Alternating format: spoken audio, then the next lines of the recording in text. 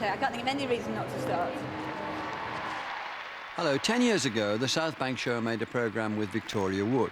10 years is a long time in comedy, but Victoria Wood is still very much at the top of her game. Recently voted the world's funniest woman by Radio Times readers, she used to be celebrated for her stand-up comedy tours, filling the Albert Hall many times over. But at present, she's given all that up. In tonight's programme, we see how this remarkable comedy writer and performer has developed her talent, turning her attention to sitcoms, musicals, and, in a new departure for her, a drama set in wartime Britain.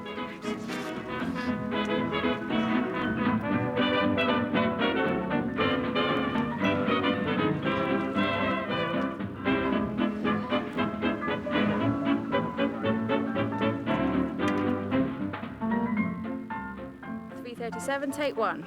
I think I've been really lucky, I have to say. I think I slipped through a crack somewhere. You know, I think I was really lucky to get into sixth form and to go to university because I had no O-level. So I think I have been quite fortunate in the start of my career and quite fortunate to arrive in television at a time when there were things like talent shows and there were news programmes that used topical songs and all that sort of thing. I don't think I would have a hope in hell of having the same career now. Have a cup of tea, please. Oh, and would you like it in a lovely brown teapot with a cosy on and a china cup and saucer and a couple of homemade biscuits? Yes, please. Well, then you should have stayed at home instead of trying to have a career. We don't want any pudding. You don't want any pudding, Right. but you're having a sweet. Take it away. Take it away what? The trolley. The trolley? Take it away the trolley. And don't bring it back. What? The trolley? Marjorie, I'm coming up. OK. If Marjorie were to let her concentration lapse for just 1 second, I could literally... Relax, unwind a bit, effing blind a bit. Could I have a custard fucking cream and shut the fuck up? I'm on my limit, lady, and I've nothing to lose. I've got high blood pressure and water retention. Do you know what that gives you? Boiling water? I be 14 again, when sex was just called number 10, and I was up to 7.5. And boys were for love, and girls were for fun. You burst out laughing if you saw a nun. You know, when I was at school, I was writing plays, I was writing songs, so I wasn't... I mean, it did get slightly diverted at one point, so I was mainly just doing stand-up comedy, but there were always these other things that I wanted to do. It was only ever a question of time, and I think when my children were small, I really had to cut down the amount of work I did, so I don't feel I have a great body of work behind me, but now, because they're bigger, and because I'm not married, I do spend, you know, I can produce more things now. Ladies and gentlemen, please welcome Victoria Wood. Writing and performing her own stand-up material made Victoria Wood the proverbial household name. Her stand-up career came to a climax in 2002 when she had a 3-week sellout show at the Royal Albert Hall. And they send me down to the women's clinic. So I'm sitting in the women's clinic, I'm thinking, well, I never knew there were so many ways for women to fall to pieces. They're all sitting there, they've got their bosoms hanging out, pelvic floors dangling. There's a woman with a cervix in a margarine tub like this.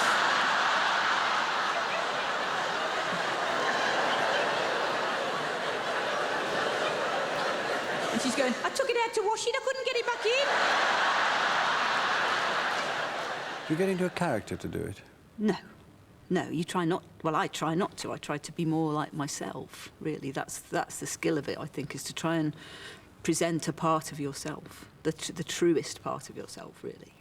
And you think that's where the response, the big response comes from? Well, I don't know. I don't know where the response comes from, and hopefully they understand what you're saying. It's about us tuning into something together. Really, you're just being the spokesperson for what people have said, but you're packaging it up in some sort of very tight way. Be mighty, be flighty, come and melt the buttons on me flame-proof nighty. Let's do it tonight.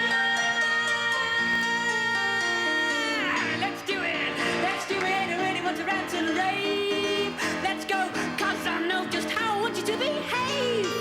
No bleakly, no meekly, beat me on the bottom with a woman's weekly. Let's do it tonight. You know what you're going to say until you've written what you've written? No, I don't know what I've said until I've said it, because you don't know what you've said until other people have understood it. So whatever you had in your, it's that wish to tell a story is what it is, and that's all stand-up is stories, and that's all drama is, that's all musicals are, but they just have a different feel about them. Sorry, can I just... But just a little... Would you mind asking a few questions? Can I just... Oh, thank you, sir. Oh, that is kind of you, sir. I saw you coming along the street with your little fur hat on. I thought I wouldn't bother with him, Deirdre. He looks quite a twit and a half. No, it's just a little survey. No, we're not selling anything. No, it's totally bona fide. A lot of us are a little bit... I'm talking about stand-up comics, they're a little bit dysfunctional, and that makes you able to do that very strange job of standing on stage telling lies for the amusement of others. There's my ID. Yes, I do look rather startled, don't I? I was taken in a photo booth and somebody had just poked an eclair through the curtains. There's nothing as wonderful as hitting a gag home in a theatre full of 5,000 people. There's nothing to beat that for purity and the whole essence of entertainment packed into that one little sentence that you've picked all those words and you've put them in the right order. You know, I've been thinking about giving it up, you know, being a stand-up comedian. I was thinking about stopping doing it. Oh. Not tonight, I'll wait till you've gone home, but... It's a very warm feeling, but the thing is, it's very transient. That's the problem with it. It only exists for that moment, and then the minute you're off in the wings, it's gone. That's the problem with it. I think that's why so many of us turn to drink and drugs, is to try and keep that feeling going when you're not on the stage. When I fly away to a better day, that's my idea. It's my best idea. It's a great idea. And oh, I had this job and it weren't much cop, so I packed it in. And oh, my man went mad. She said, what have you done? Said I packed it in. I just walked out. I packed it in. 'Cause oh, somewhere around the corner and headed straight my way, I can see so clear I won't be here. I'll have a better day, a better day. I woke up really, really late this morning, so I'm shouting at my children. Because one of them has been really stupid, you know, he wouldn't get dressed. So I overreacted. I've had him adopted. I don't crave it, I don't think. I certainly don't crave it at the moment. I think I was always so worried about being swept away by it that I kept very cool about it, really. Crave suggests that it just can become a form of addiction. Oh, yeah, I'm sure, yeah. But I've got so many other addictions I can't really be doing with that one as well. I wouldn't be time. I think it was When all I right. saw you doing stand-up, you seemed to enjoy it a lot. Yeah. It's quite, lonely, that's all. So did you give it up because of that? Well, I don't know that I have given it up. I'm just not doing it at the moment because I don't have anything to say. So I can't really see the point of doing it except for the money. So I'm just not doing it. I think, just as you get older, your perception shifts, and sometimes you feel that things are different just because they're not as they were when you were very, very on top of things. When you're 15, 16, 18, you feel completely at one with the world because that's your world and it belongs to you. And then when you're that much older, you know that it doesn't, and your perception shifts back a bit, and sometimes the world seems very harsh, but I don't think the world's changed, it's that one has got older. This will be Jeffrey. Hello? Buenas noches. Yeah. Hi. It was really good. Yeah. Well, I'm here with the camera crew. Yeah. Don't speak up. Don't speak up. Don't call me Chuchy Bottom. Good evening, ladies and gentlemen. My name is the Great Sorprendo. I come from Spain. It's true. I really am very, very big in the Canaries. And ladies and gentlemen... Victoria Wood and Geoffrey Durham, the magician, were married for 22 years and have 2 children. Shortly after her stand-up tour in 2003, they split up. Is that exactly what you want? Because I'm separated and my marriage has broken down, which, you know, some people think, you know, that's a routine. And I think, well, I can't. How can I? A, because it's painful, and, you know, there's somebody else involved, and I've got 2 children, and part of me would love to do a big routine part, and another part of me is absolutely horrified by the thought. Has the change in your private life in any way ridden over into your working life? Yeah, I think so. Has it changed the way you attack your work? Well, at its most basic level, it gives you more time. Because if you're not in a relationship, which I'm not, all I have to concern myself is my 2 children. And the rest of the time, I work, and that's all I do. So I suppose it has freed up a bit of my life for work. Even when she was married, Victoria Wood was working flat out. She wrote and performed in 16 episodes of Dinner Ladies, and even took on the job of warming up the studio audience. This is Shobna Galate playing Anita. Your ambition is to be in the bill, isn't it, my darling? No, look, you get very good women's parts in the bill. You get to stand in the doorway of a block of council flats going, you better come in then.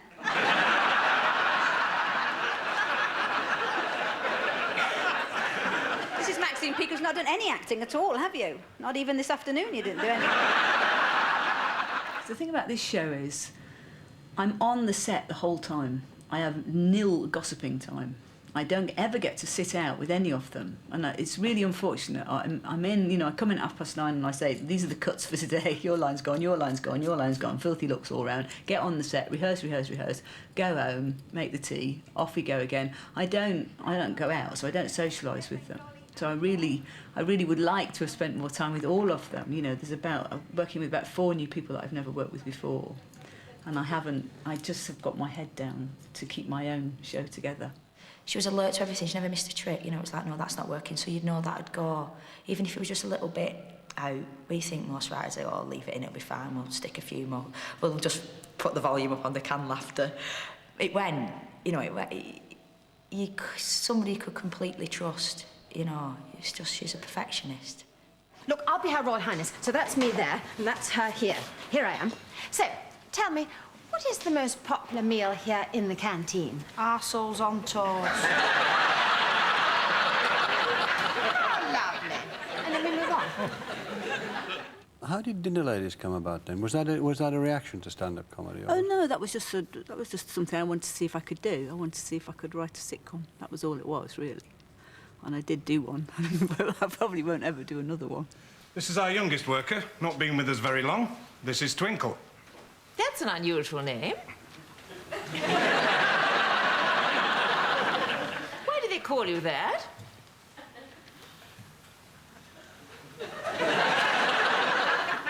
I don't really know. And what's the most popular meal here in the canteen?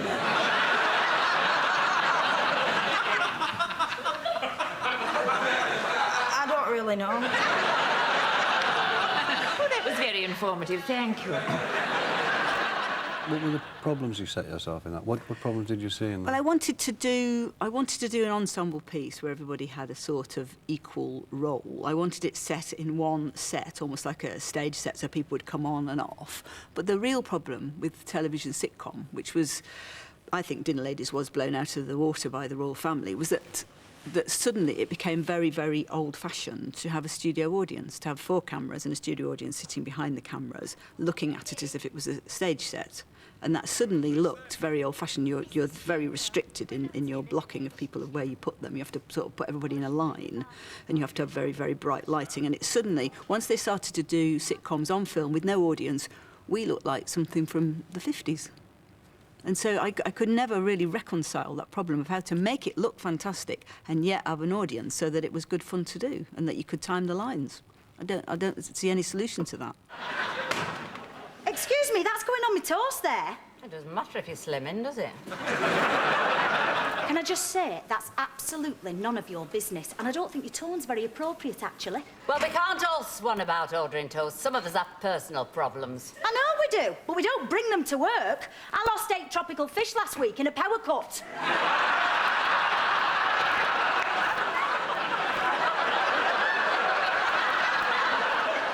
Why should I care about your bloody fish? Oi! Why should I care about your bloody husband. I'm sorry, but you know, I'm the customer here. You know nothing. Well, I know he left you for a dental hygienist in Cardiff, and frankly, I don't blame him. I was working to a very old-fashioned set of rules. My model for Dinner Ladies was the American drama, ER. I wanted it to look like that. I wanted it to be very fast-paced, people talking across each other, people moving around. Well, you cannot do that in a television studio. They can only move on one plane. Well, how do they solve it in ER, then? Well, they don't have an audience. That's all it is. Yeah, because it's not a comedy. Because you need the timing for the laughs. Well, I think you do, but I mean, in the Royal Family they don't, but that's slightly more naturalistic, observational comedy. It's slightly different, whereas I very blatantly try and write gags, and gags demand that somebody laughs at the end of them, otherwise they've failed.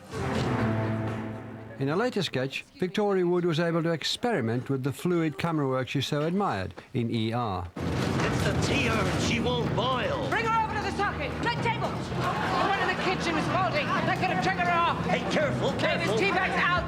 Tea bags coming out on my count. 1, 2, 3. Bags out. Careful. I may need to change them, but I hope I don't have to. 3 minutes, the door's open, Pauline. Okay. I'm going to hit the plug. When I do, I want you to bang the thermostat. Got it? Got it. Clear! Again. Clear! One more, we have to. No! Pauline, it's over. She's cold.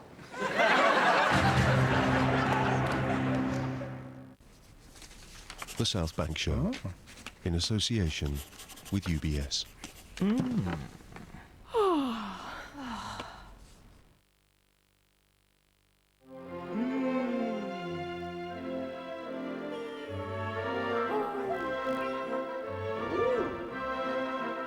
British Gas's prices are falling by an average of £160.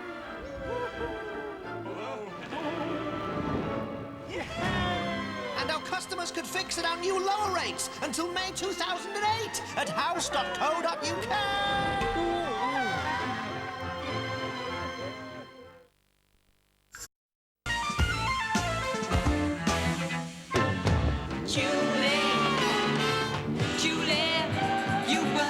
Victoria Wood's first major outing as a writer was a 90-minute drama she wrote for the Sheffield Crucible Theatre when she was 25. Julie had a lover. He signed his letters lover. She passed them round her friends at break. She didn't show them Maureen, so Maureen said how boring and had cake. Have you got anything to say? Sorry? I'm pissing off and leaving me pregnant. Sorry about that. It was obviously a bit awkward for me. I didn't want my boss finding out I knocked up a schoolgirl. And I had a long talk with the family. They were fantastic, really helpful. And we all thought, you know, it'd be better for me to go. I wrote a sketch in a review at the Bush Theatre at Shepherd's Bush with Julie, that Julie Walters was in, and David Leland, who was then a theatre director, who's now a film director, was doing a season of new plays at the Sheffield Crucible and asked me to write one. And because I'd never written a play before, I didn't see there was any problem with that. And just wrote it in 3 weeks. I don't think I corrected it or rewrote it. I think it just came out like that, and it was one of those lucky things that it actually did work on stage. And then it was picked up by Peter Eckersley at Granada and put on television the year afterwards. Peter was a master at cutting and taught me how you know, really how to cut things down and not to be scared of what you lose. Now I'm very cavalier now about cutting because I never mind things going. I think that's my, if I've got one strength, it's that I'm not precious about the stuff I've written. I will just throw it away. It's the white cortina up against the wall. You meet me there. We can have 20 minutes or so before I go back, OK? Oh, if you've got one of them panty girdles on or anything like that, take it off, will you? Only they're bloody murder to deal with in the back seat of a car, and we won't have much time, OK?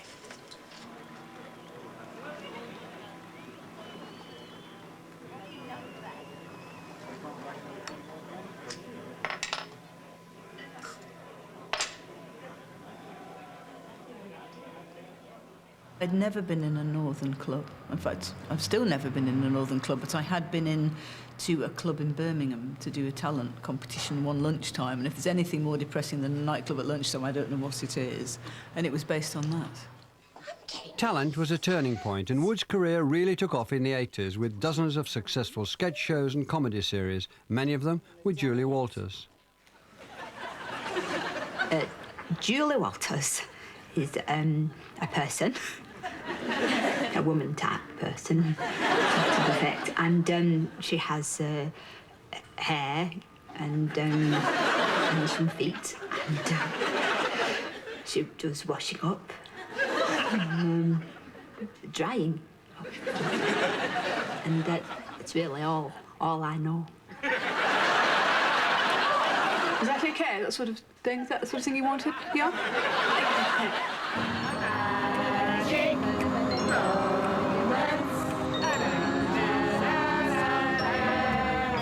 Over the next few years, Victoria Wood wrote other dramas, but it wasn't until she had a major hit with Pat and Margaret in 1994 that she was recognised as a serious dramatic talent. Yes, Margaret Mottershed, motorway waitress, the sister you haven't seen for 27 years. Now one of the highest paid actresses in American television. A very special magic moment. Here she is, from Glamour, the glamorous Patricia Bedford.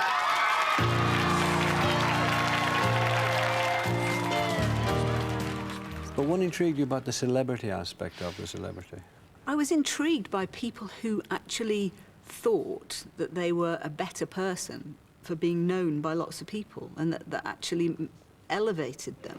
We are the two diabetics from Kettering. Ken, would it be possible to have a 10x8 colour portrait to Kay and Bunty? Thanks.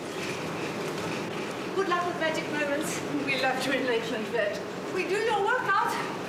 Have you a message for diabetics? When you deal with me, Claire, think icon. I was quite interested in anybody who believed the things that were written about them and who lived their life on that plane. I was fascinated by that, really. What would happen if they were confronted by a very real situation where they had to deal with real emotions and they couldn't control what was written about them.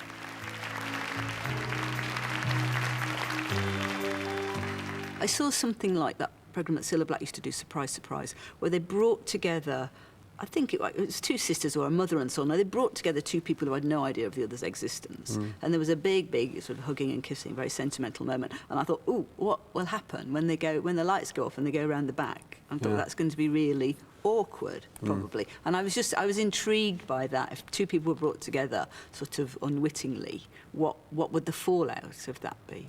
Because you gave me such a funny look before. I had this horrible feeling, you don't want me to be here. I don't. Pardon? I don't want to talk to you. Why not? I don't want this. I'm doing a book. I'm here to plug a book. What have I to do then? How did you get here? We came on a coach. Fine. Go and get on it. I'll deal with everything else. Do you not want to know about me? No, I don't want to know. Have I just to go then? Would you say that Pat and Margaret are, to some extent, both you? Yeah, it was. It was that battle between the one who can never get on, the sort of impotent person, and the one who's so determined to get on. There's no room for anything else. It was. I don't have the things you have. I don't have 3 houses and a swimming pool and an open top. Mercedes. This is me. This is where I live. And it's not nice. And I know I spent all yesterday saying I wasn't jealous and I was just glad to see you and I was happy living the way I do. Well, I'm not. It's always been a strength of Victoria Wood's writing that it's based on her own experience. But in a new departure, she deliberately chose to dramatise the story of someone else's life. Dear Sirs, in answer to your advertisement asking for accounts of daily life in wartime, allow me to introduce myself. I am married to a master carpenter. I am a busy wife and mother.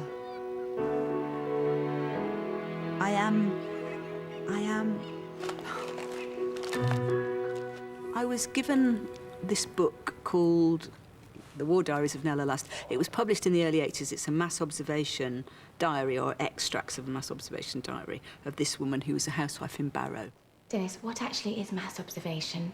Well, in layman's terms, we're putting policymakers in touch with the views of ordinary people and reporting to the government on the public's reaction to life in wartime. Sounds a bit brainy. And we want that to go in Saturday's paper as well. Thanks so much. Goodbye. Do you think we've made it sound too worthy? Suppose nobody writes in. Well, loonies will always write in. I had always thought that actually it would make a good drama and it was a good part for a middle-aged woman because she's 49 at the start of the war. But then the more I started to read it, it started to change in my mind, and it changed into something else. At first I thought it would just be sort of a jolly, you know, wartime romp full of spam and sandwiches and people painting their legs brown and all that sort of thing, but actually it became about somebody's emotional journey. I don't care what you have to say. You're so far from understanding me, it's laughable. You can't mother me. That's all finished. You can't turn up with a bloody cake and make it all lovely. I wasn't. I just wanted to see you. Well, I didn't want to see you. It was two things. One, it was a way of writing about relationships without anybody referring them back to me or thinking they were anything to do with me and my own relationships. And it was a way of writing in another idiom, because if you're writing for people in 1939, you cannot use all the tricks that you've amassed over the years. You have to phrase things in a different way, and that was just really interesting.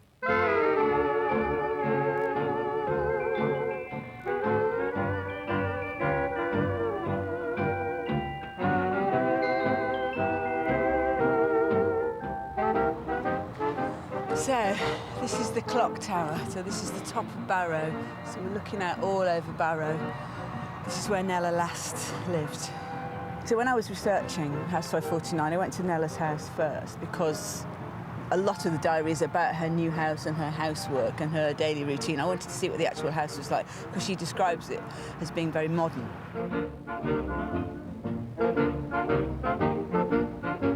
That's 9 Ilkley Road. That's Nella Last's house that she moved into in about 1937, 1938, and it won a prize apparently at the Ideal Home Exhibition for its design. And I would think the real Nella probably got a real boost from moving to this very bright modern house, from living in quite a dull terrace down by the docks. But her whole life was centred round the house and her two boys. Is it fixed, Robbie? Everybody. Are you putting Cheese. Say gas mask. Gas mask. That's Will Last. That's a very unflattering picture of Cliff, who I think was very good looking. There's Nella looking a bit like one of her bad days, one of her nerves. And there's Arthur with a fag in the middle of his mouth. I've got a Nella in my head. I've got real Nella. When I first saw photographs of Nella, I already had imagined her. And then when I saw the pictures, I mean, I don't think Nella was the best looking woman in the world. I think she looked a little bit like a turnip. Sorry to say. You build up a picture of somebody and their real image cannot match up to what's in your head. And yet again, when you start writing a drama, you start creating a character, it's not this person and it's not me either. It's some sort of strange imagining. This is the last family business. He was a master joiner and his father was a master joiner, and that sign that you can only just about read is Nella's father-in-law, and the Anne's son refers to Nella's husband, and they were carpenters and shop fitters. I think the difficult thing about their marriage is that he had what he wanted. He had a comfortable home, he had a wife at home, he had two sons who were doing good things in their lives. One was fighting in the war, one was a tax inspector. She was obviously frustrated by that life. That wasn't enough for her, and she wanted something that he was not able to give her. And that's just a sad fact. Hang on. Here's Daddy. I'm giving him the phone now. Hello. Yes, I'm all right, son. How are you? That's good. Very good. There's nothing wrong with her. No, don't bother. Bye. Did you get cut off? No, the pips went. I told them not to bother putting any more money in. Right, need to get on.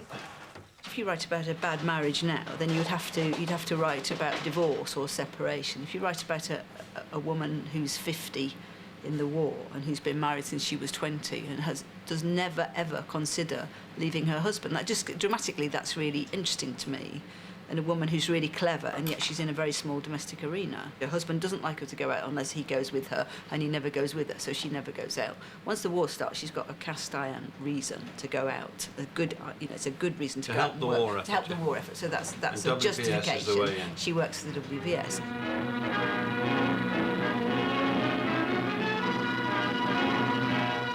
Here is the story of a volunteer army. Women who, in addition to their civil defense duties, do odd jobs. Maids of all work in green uniform. One of the big jobs the WVS has handled is clothes. Clothes for the bombed out, for wrecked seamen, for refugees. From all over the empire. And she's saved by the beginning of the war. Obviously, that wasn't Hitler's plan when he invaded Poland to liberate Nella Last, but that was one of the side effects, because she was then able, with a clear conscience, to go out of the house. And then she starts to make friends, and she just becomes... She just flowers, really, and that's what it's about. No beverages near the bandages. You look like a useful little body with a teapot. Come with me to the Casbah. Possibly scullery would be a more accurate term. And so once she starts working outside the house, of course, that causes a few shockwaves within her marriage, because she's changed the basis on which the marriage works. Well, you've been, and there's no need to go again. Everyone seemed very nice. Look, I work in these people's houses. They're not like you, these ladies. They're all fur coat and Austin 7s. You think you'll fit in, you won't. If you want to make tea, make mine. The part of Nella's husband was played by David Threlfall. That's this kind of northern repression that some people from that generation and from the current generation have, or people generally. Well, you can't just say it's northern. It's, you know, the repressedness of that character. Again, it's just more complex than saying someone's funny, someone's sad, someone's glum. There's much more to them, and therefore that was always being worked on and always being teased out. Son's missing. You're still scribbling away. Why do you do it? Eh? Who wants to read what you've got to say? I don't know who wants to read it, but I tell you why I have to do it. It's because I have nobody. I have nobody to talk to. I don't have a sympathetic, loving, interested friend. I don't have that person. I only have you.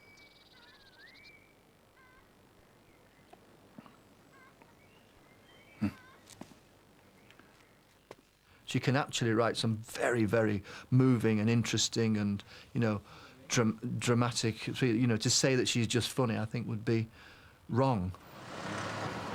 Well, it was in this street, and I think it was that shop there that's boarded up. I think that was the shop where Nella had her Red Cross shop, where she raised money for parcels for prisoners of war. It was 10 shillings for each parcel, and she had lots of it's like a charity shop now. It's full of second-hand goods and bits and bobs and books and clothes, and she ran it, and that was her world. And I think that was the first time she'd ever had anything of her own. And I know that she says she felt really empty when it had to close down.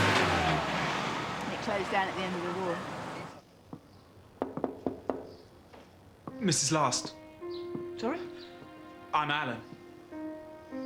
Mrs. Waite's grandson. We met on the beach that time. I'm just out of the camp. I just wanted to... Sorry. I get a bit weepy. I'm not quite fit yet. Just wanted to see the shop.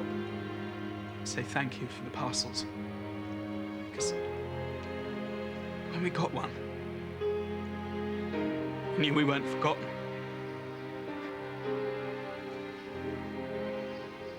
Nella says in her diary that she wishes she could have been a writer. Well, she was a writer. She's a really good writer, I think. She has a really interesting way of expressing herself. This is from June 1940. This morning I lingered over my breakfast, reading and rereading the accounts of the Dunkirk evacuation. I felt as if deep inside me was a harp that vibrated and sang, like the feeling on a hillside of gorse in the hot, bright sun, or seeing suddenly, as you walk through a park, a big bed of clear red poppies in all their brave splendour. I forgot I was a middle-aged woman who often got up tired and who had backache.